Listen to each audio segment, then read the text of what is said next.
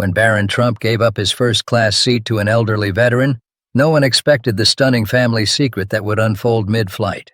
What happened next left the entire plane speechless.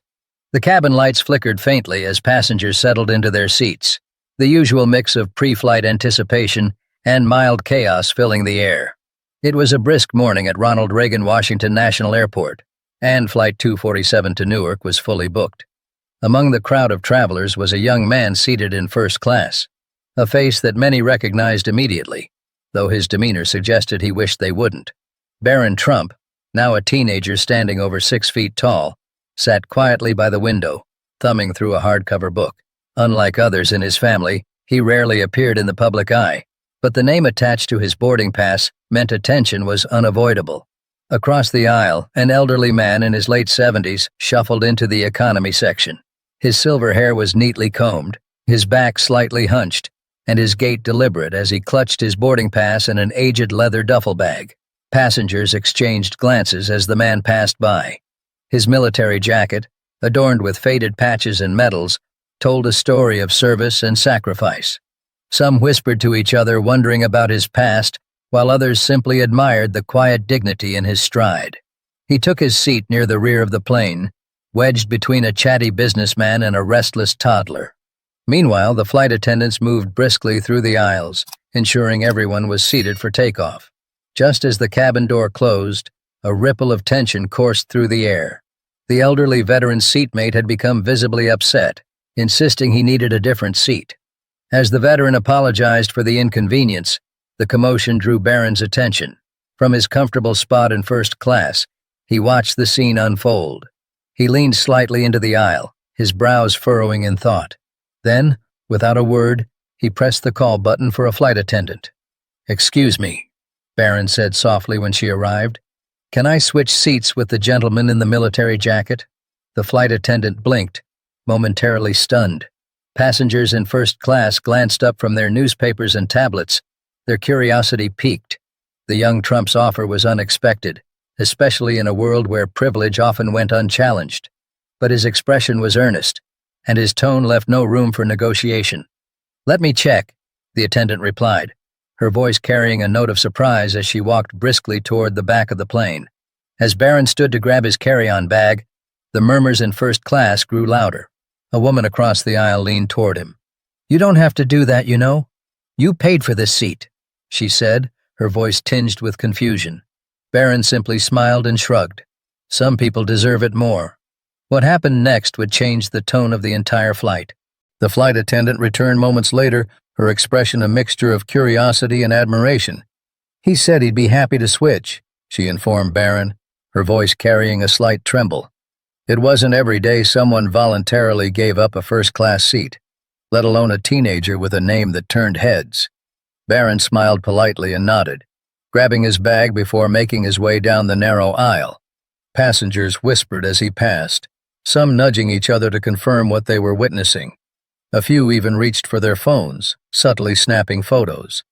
Barron seemed unaffected by the attention, his focus solely on the man now seated near the back. When Barron arrived, the elderly veteran looked up confused. "Are you sure, young man?" he asked, his voice weathered but firm. "You don't have to do this for me." "I want to," Barron replied, extending a hand. "Thank you for your service. Please take my seat." The veteran hesitated for a moment, as if debating whether to accept the gesture. But the sincerity in Barron's eyes was undeniable. Slowly the man stood, shaking Barron's hand firmly. "Well, thank you. That's mighty kind of you." As the veteran made his way to first class, the murmurs among the passengers grew louder. A young mother in row 15 whispered to her teenage daughter, "Did you see that? He just gave up his seat." The businessman seated next to Barron looked over, raising an eyebrow. "Never seen anything like that on a flight," he muttered, half to himself.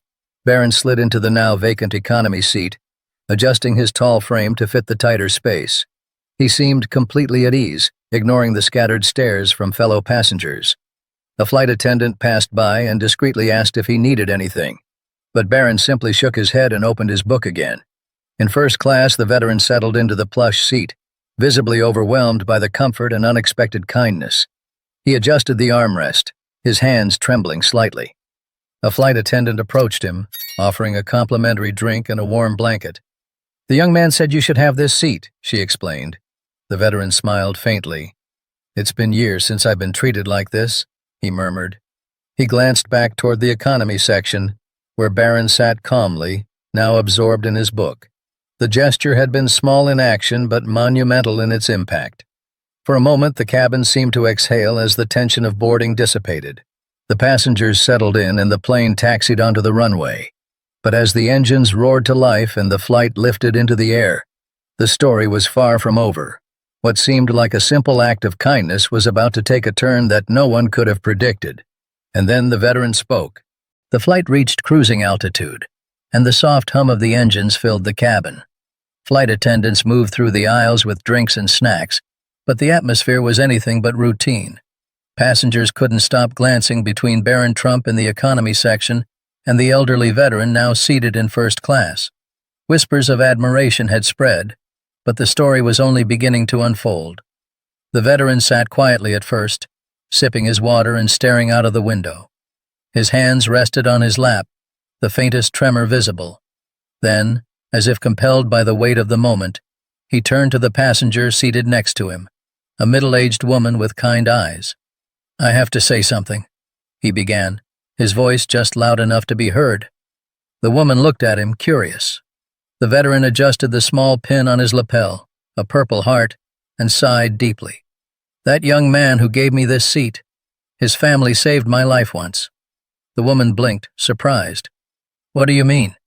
The veteran leaned back, his voice growing steadier as he began his story. "It was decades ago, during the Vietnam War. I was stationed overseas, far from home, with no family support. I'd been injured badly, shot twice in the leg. When I finally got stateside, I was lost. No direction, no purpose, nothing." His voice wavered, but he continued. "I ended up in New York, trying to rebuild my life. I didn't have a place to stay, barely enough money for food. One day I ran into a man outside a diner who saw me struggling. He didn't just hand me $1 and walk away. He sat with me, listened to my story. That man was Donald Trump's father, Fred." The woman's eyes widened, and a few passengers nearby who had been subtly eavesdropping leaned closer. "Fred Trump?" she asked.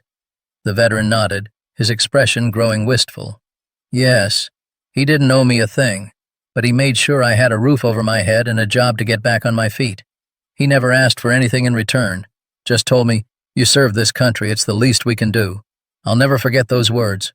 By now the conversation had caught the attention of several passengers in first class, and the story began to ripple through the cabin. The veteran's voice grew stronger as he continued, his eyes misting with gratitude. "I always wanted to thank his family, but I never got the chance. Life moved on, and I thought the moment was lost forever. And now, today, that man's grandson, he's given me a gift I'll never forget. What are the odds of something like this happening?" In economy, Barron sat oblivious to the growing buzz around the plane. He was engrossed in his book, his long legs awkwardly tucked into the cramped space. But in first class, the veteran's revelation had sparked something deeper. Passengers began to exchange glances, murmurs of amazement spreading like wildfire. One of the flight attendants leaned toward the veteran. "Would you like me to tell him what you just shared?" she asked softly. The veteran hesitated, then shook his head. "No, not yet. Let the boy have his peace. He doesn't need to know how much this means to me. Not right now." But the passengers couldn't contain their astonishment. What had started as a simple act of kindness now carried a sense of destiny, as if the universe had aligned just for this moment. And then, something even more remarkable happened. The veteran sat quietly for a few moments, his story lingering in the air like an unspoken challenge. Nearby passengers exchanged glances, some leaning in closer to share their own thoughts in hushed tones. The flight had transformed from a routine journey into something far more profound. It was the man seated directly across from the veteran who broke the silence. He was in his early 40s, with a tired but approachable face. "I'm sorry to interrupt," he said, his voice steady but tinged with emotion. "But your story really hit home. My grandfather served in Vietnam too." He used to talk about how much it meant when people back home cared enough to help. Hearing what Fred Trump did for you? Well, that's rare. Too rare. The veteran nodded, his lips curling into a faint smile. It's the little things, son. People don't realize how far a small act of kindness can go. Back then, I thought my life was over. But that man's generosity gave me a second chance. Across the aisle, a young mother chimed in, cradling a sleeping toddler in her arms. You know, my dad used to say the same thing. He wasn't a veteran, but he always told me that when someone lifts you up, even just a little, you pass it on. It's like a chain reaction. What Barron did today, it's proof that kindness still matters. The veteran's eyes softened as he listened. It's true. And it's not just about big gestures. Sometimes just being seen, being acknowledged, can change everything. That's what Fred Trump did for me, and it's what his grandson has done for me again today.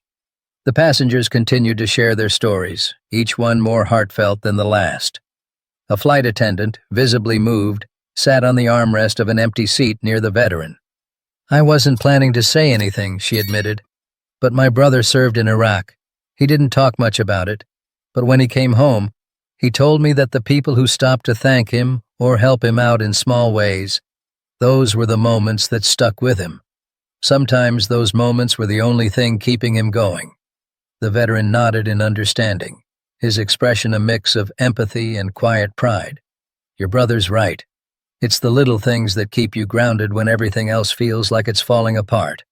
In economy, Barron noticed a few passengers glancing back at him, their faces a mixture of awe and gratitude. He didn't understand the full context of what was happening yet, but he offered a polite nod to one woman who smiled at him. His gesture, though small, had set off a cascade of reflections and connections that no one on that flight could have predicted.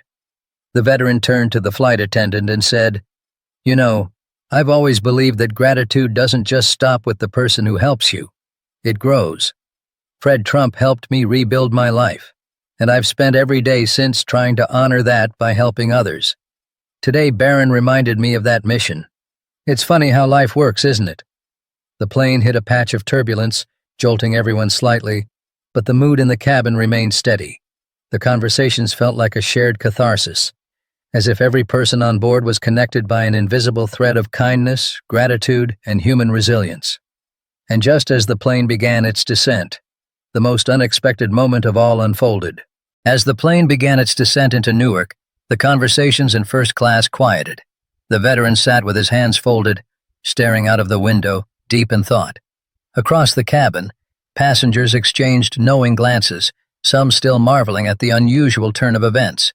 Just as the captain announced the final approach, the flight attendant who had been listening earlier approached Barron in economy. She knelt slightly to meet his eye level and spoke softly. I wanted to let you know that the gentleman you gave your seat to, he shared something extraordinary about your family. Would you like to hear it? Barron looked up from his book, his curiosity piqued. He closed the cover slowly, the title unreadable to those around him. Sure, he replied simply, his tone calm but intrigued. The attendant hesitated for a moment, as if searching for the right words. Years ago, your grandfather, Fred Trump, helped him when he was at his lowest point. He said your grandfather gave him a place to live and a job, expecting nothing in return. And today you did something for him that reminded him of that kindness. For a moment, Barron didn't speak. His expression remained composed, but his eyes softened, as though the weight of the revelation was settling over him. He finally said, That's something, isn't it? The flight attendant smiled. It is. I thought you should know. As the plane touched down, the veteran stood, preparing to disembark. To everyone's surprise, he walked directly to the economy section, his eyes scanning the rows until they landed on Barron. The young man, now standing to retrieve his bag, looked up in surprise. The veteran extended a hand. Young man, I wanted to thank you face to face. What you did today, it brought me full circle. Your family has a history of kindness, and you've carried that forward. Never forget how much these moments matter. Barron shook his hand firmly, his voice steady but quiet. I didn't do anything special, sir. You deserved it. The cabin was silent now, passengers watching the exchange unfold with rapt attention. Some had tears in their eyes. Others wore small, thoughtful smiles. The connection between these two men, generations apart, felt like a living testament to the power of empathy and gratitude. As the passengers disembarked, many paused to thank Barron for his gesture. Others approached the veteran, offering handshakes and words of gratitude for his service. The mood was unlike anything anyone had experienced on a flight before. At the gate, the veteran turned once more before leaving, tipping his hat toward Barron. "You've got a good heart, son. Don't ever lose that." Barron nodded, his usual reserved demeanor softening just enough to show the impact of the words. As he walked toward the baggage claim, he pulled out his phone and typed a brief message. He hesitated, then hit send. The text read, "Grandpa would have been proud of today." This story is a reminder of how one small act of kindness can ripple far beyond its moment, connecting people in ways we never anticipate. Kindness, gratitude, and empathy. These are the values that transcend time and place, creating bonds that endure. If this story inspired you, don't forget to share it. Let's keep the conversation going and remind the world that kindness still matters. And if you'd like more stories like this, don't forget to subscribe and join us next time for another unforgettable journey.